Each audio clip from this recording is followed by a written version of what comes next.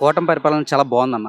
ఎందుకంటే కూటమి పరిపాలన వచ్చిన తర్వాత చాలా వరకు అంటే గ్రామీణ స్థాయిలో కూడా చాలా వరకు సీసీ రోడ్లు గానీ, లేదా తర్వాత అంటే ఏవైతే ఉన్నాయో మొత్తం రోడ్లన్నీ కూడా బాగున్నాయి. స్వచ్ఛ భారత్ కూడా సేమ్ అలాగే ఉందన్న. గత ప్రభుత్వం 5 సంవత్సరాలు చూసారు. అవును. ఏమైనా మార్పేమైనా కనబడిందా? మార్పయితే కనిపించిందన్న. క్రమేపీ అలా కనిపిస్తది. ఇంకా బావుంటదని చెప్పేసి కోరుకుంటున్నాం మేము. అంటే రోడ్లు ఎట్లా ఉన్నాయి? రోడ్లు చాలా బాగున్నాయన్న. ప్రెజెంట్ బాగున్నాయి చాలా.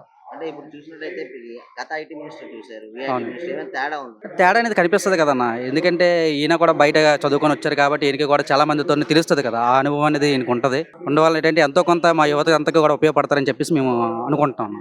అంటే ఇప్పుడు గవర్నమెంట్ ఒక వాట్సాప్ నంబర్ అనేది క్రియేట్ చేసింది. ఓకే. హాయ్ అని పెడితే ప్రతి సర్వీస్ వస్తుంది. అది ఎలా ఉపయోగపడుతుంది? చాలా వరకు ఈ రోజుల్లో ఏంటంటే స్మార్ట్ ఫోన్ లేని వాళ్ళు అంటూ ఎవరు లేరన్న. ప్రెజెంట్ ఏంటంటే చాలా మందికి ఏంటంటే ప్రతి ఒక్క దగ్గర కూడా యువత కానీ చిన్నపిల్లలు అంటే ఈవెన్ 8th, 7th పిల్లలు కూడా అందరూ కూడా మొబైల్ అనేది యూజ్ చేస్తున్నారు కాబట్టి ఇది యాప్ చాలా ఉపయోగపడుతుంది అనుకుంటున్నాను. గవర్నమెంట్ ఏంటంటే ఇలాంటి సర్వీసెస్ తేడం ఇంకా మోర్ అంటే ఐటీ సంస్థలు ఎంతవరకు అంటే చాలా కింద స్థాయి వరకు కూడా ఉపయోగపడుతున్నాయని చెప్పేసి మనం అనుకోవచ్చు అన్న. అంటే ఇలాంటి క్రియేట్ చేయాలంటే చంద్రబాబు తర్వాత అంటారు, నిజమేనా?